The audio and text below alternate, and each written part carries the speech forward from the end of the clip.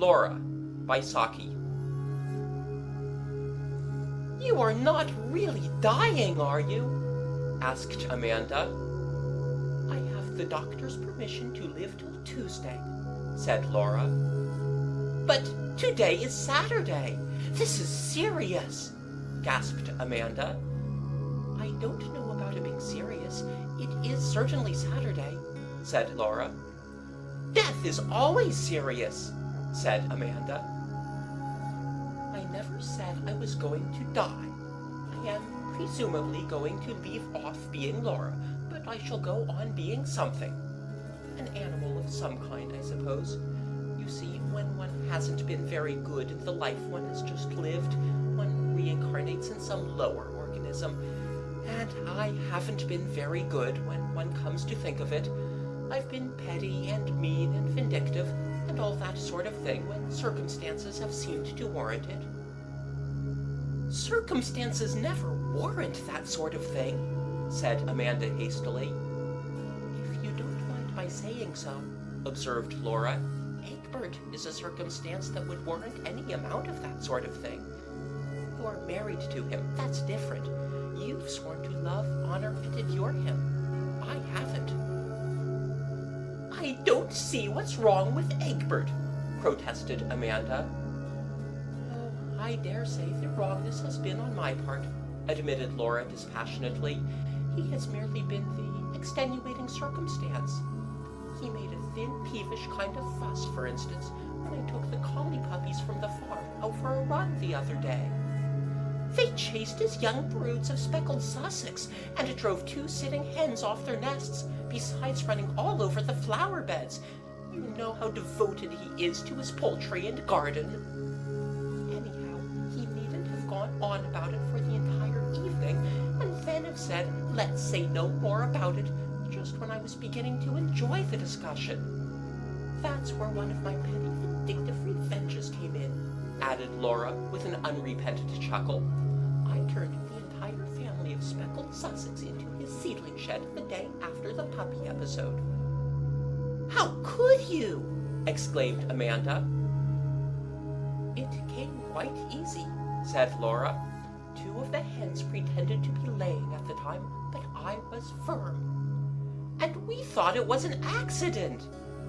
You see," resumed Laura, "I really have some grounds for supposing that my next incarnation will be in a lower organism.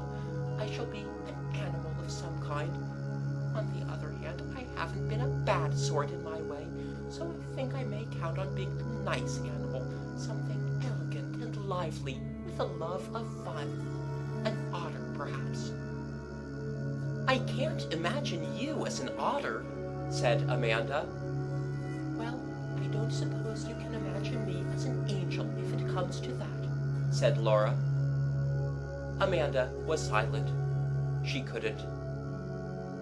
"Personally, I think an otter life would be rather enjoyable," continued Laura. "Salmon to eat all the year round, and the satisfaction of being able to fetch the trout in their own homes without having to wait for hours till they condescend to rise to the fly you've been dangling before them. And an elegant, svelte figure—" "Think of the otter hounds," interposed Amanda. "How dreadful to be hunted and harried and finally worried to death." "Rather fun, with half the neighborhood looking on, and anyhow not worse than this Saturday to Tuesday business of dying by inches. And then I should go on into something else. If I had been a moderately good otter, I suppose I should get back into human shape of some sort. Probably something rather primitive, a little brown, unclothed Nubian boy, I should think." "I wish you would be serious," sighed Amanda.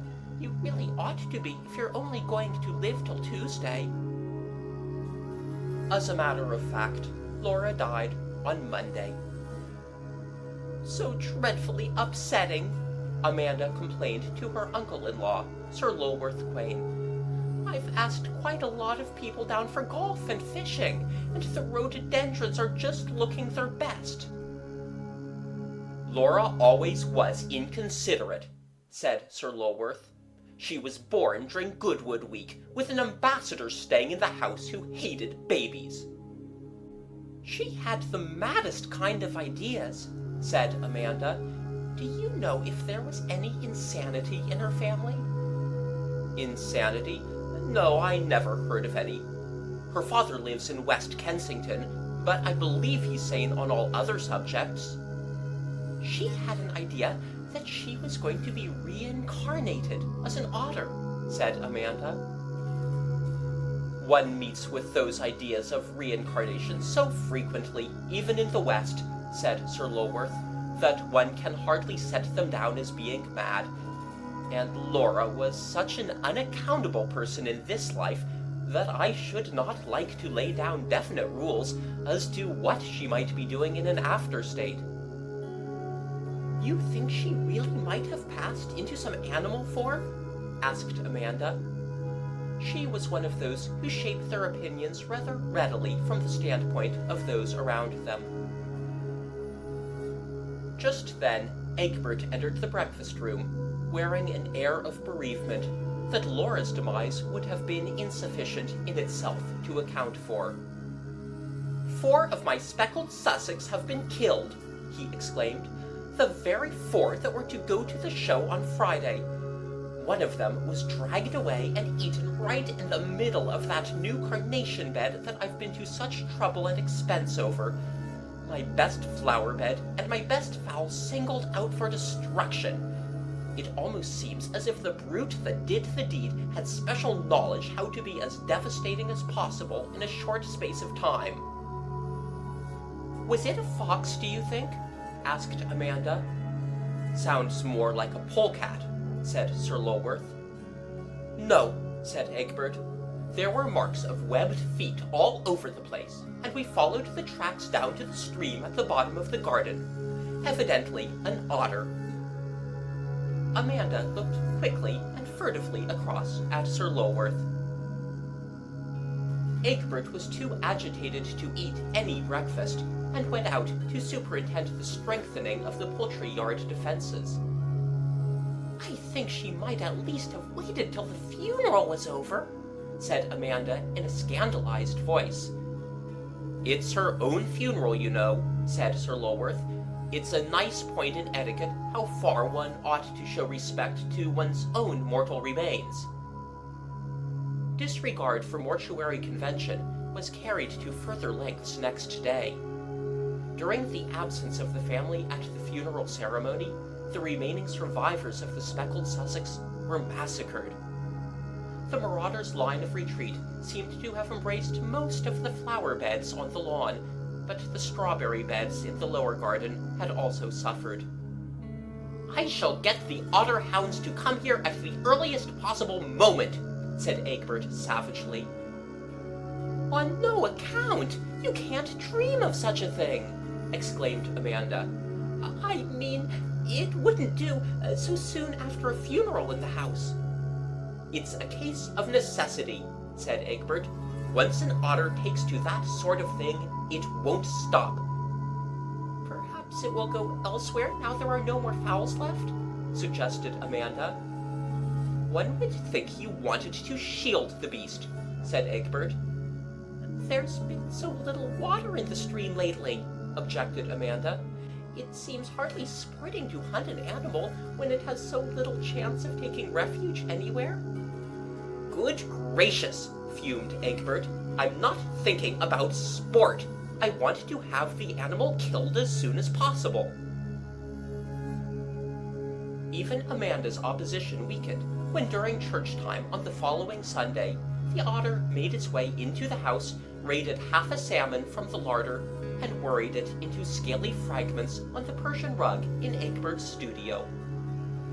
"We shall have it hiding under our beds and biting pieces out of our feet before long," said Egbert, and from what Amanda knew of this particular otter, she felt that the possibility was not a remote one.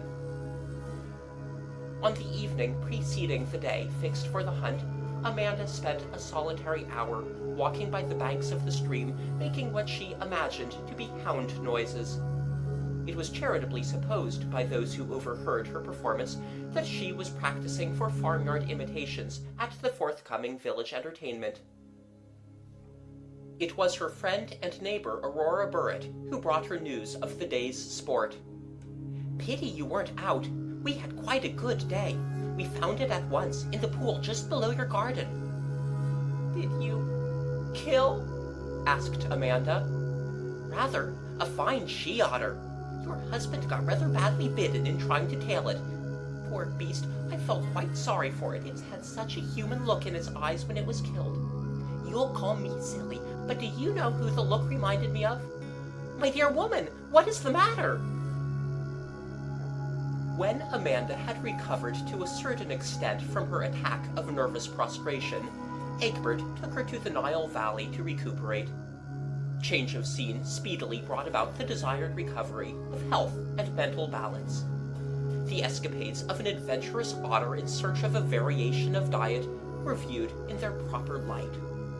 Amanda's normally placid temperament reasserted itself. Even a hurricane of shouted curses coming from her husband's dressing room, in her husband's voice, but hardly in his usual vocabulary, failed to disturb her serenity as she made a leisurely toilet one evening in a Cairo hotel. "What's the matter? What has happened?" she asked in amused curiosity. "The little beast has thrown all my clean shirts into the bath. Wait till I catch you, you little—" "What little beast?" asked Amanda, suppressing a desire to laugh. Egbert's language was so hopelessly inadequate to express his outraged feelings. "A little beast of a naked brown Nubian boy," spluttered Egbert. And now Amanda is seriously ill.